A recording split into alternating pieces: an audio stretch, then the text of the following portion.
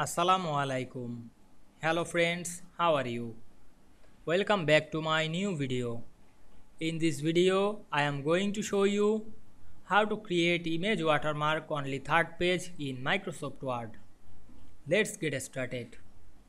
At first, we have to open a Word document. Then we want to create image watermark only third page. Firstly, go to the design menu. Then click watermark option.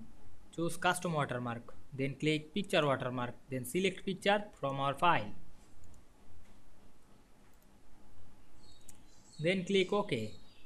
Then go back the layout menu, click Bricks drop down menu, choose continuous. Then apply the same process in another page.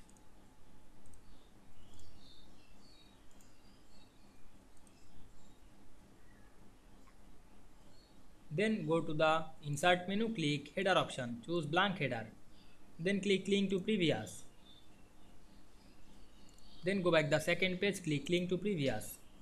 Then delete the image. Then go back the first page and delete the image. Then close header and footer. Now we can see we insert image watermark only third page very easily. I hope you enjoyed the video.